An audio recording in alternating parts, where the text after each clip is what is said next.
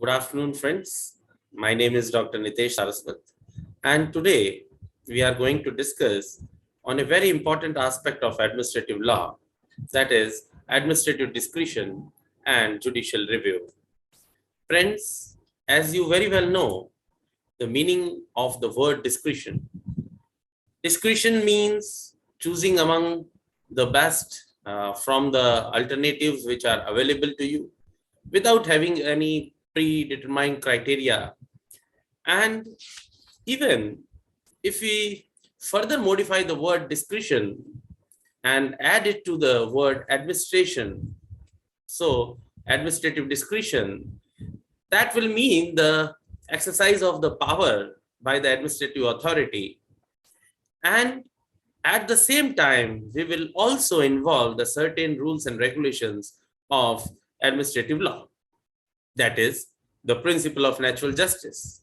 The decision must be supported with the proper reason. There must be a reasonability. It must not suffer from the arbitrariness. It must not be fanciful. It must be legal. It must not be irrational.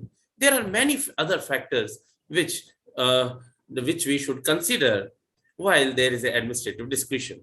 And if it is not according to the principles of natural justice, if it is vague, it is arbitrary, it is fanciful, it is not regular, it is irrational, then there can be a judicial review of such administrative discretion. So there is no set and specific pattern of conferring the discretion on the administrative authority or an officer.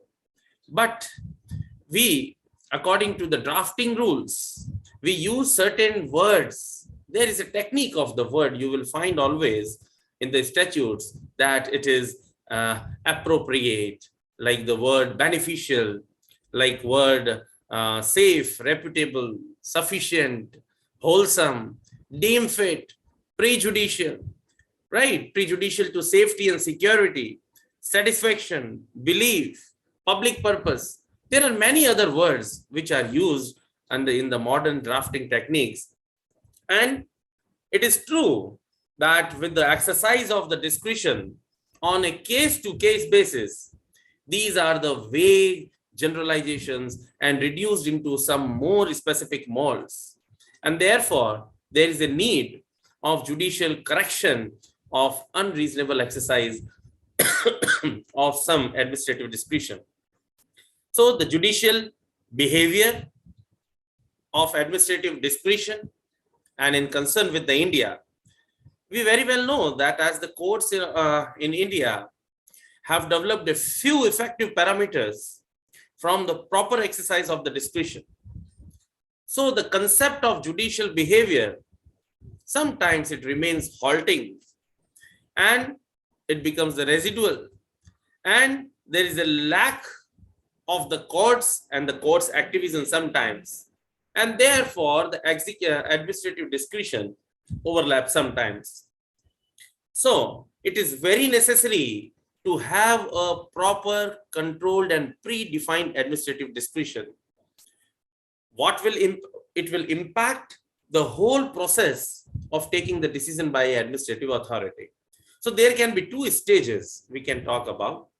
At the stage of the delegation, means at the time of making the statute, there is a delegation of power.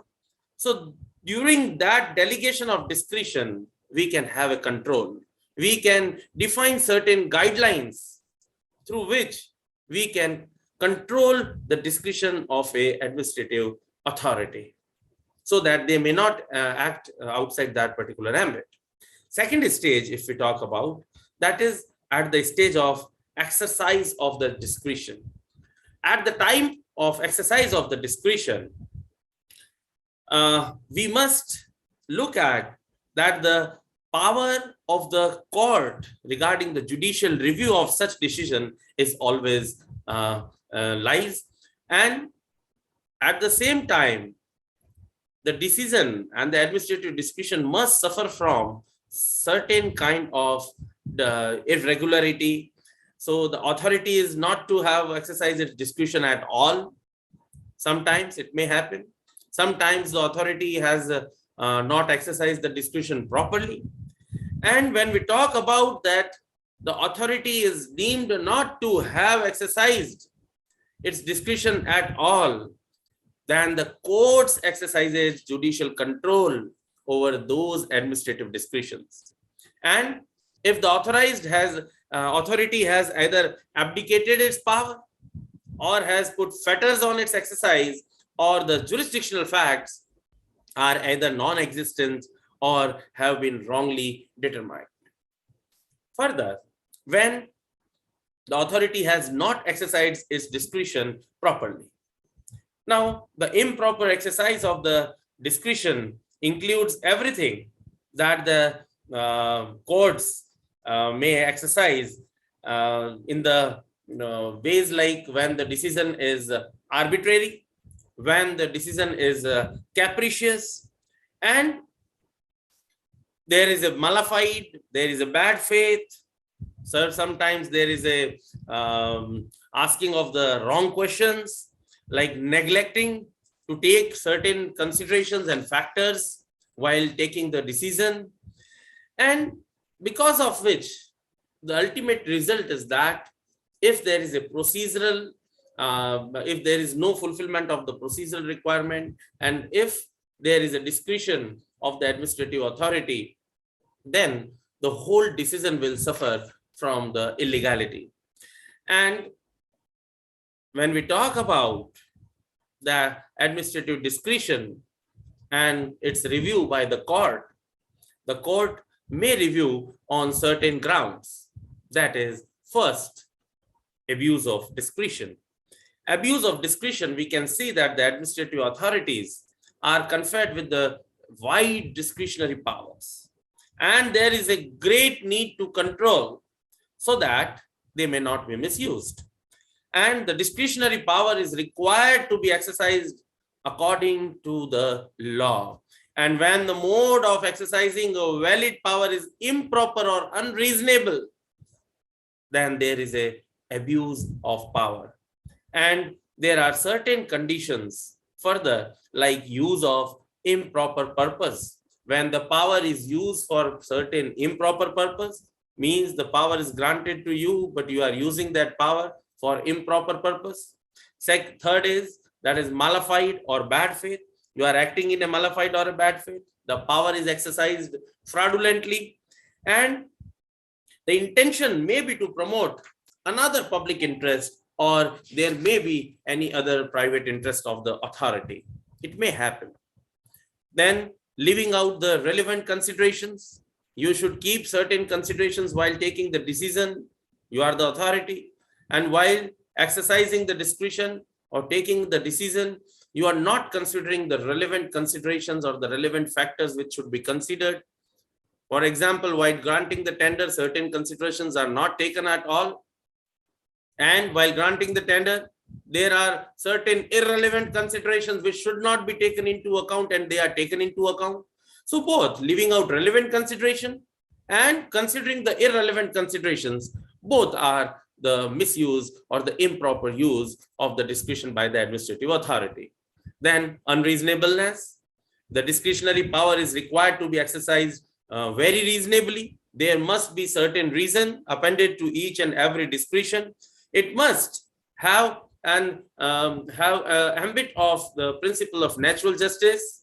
It must be in the ambit of the discretion, and where a person is conferred with the discretionary power, it should not be taken to mean that he has been empowered to do what he likely merely because he is on that particular seat. But he is required to do what he ought, and the discretion does not empower him to do what he likes. So there is his likeliness, and that particular authority and the decision of that authority is always, or maybe different, maybe is required by use his reason. He must ascertain the certain characteristics while taking the decision. And the next is the tolerable exercise of power. When the discretionary power is exercised by the authority on which it has been conferred ostensibly for the purpose for which it has been given, but in reality for some other purpose, it is taken as a colorable exercise of the discretion power. And it is, of course, the invalid one. Then the non-compliance of the procedural requirements.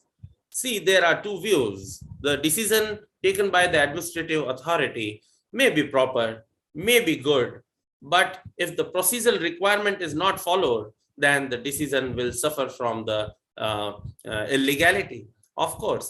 And there is a second view that whether the procedural requirements are not followed, but the decision is good, but in that way, we will allow the administrative discretion to take the further steps while taking the next decisions. So at that particular moment of time, we should consider the specific procedure which should be followed while taking the administrative discretion. Otherwise, the decision will definitely suffer from the illegality. Then exceeding jurisdiction, the authority is required to exercise the power within the limits and within the ambit of the statute, as we have already talked.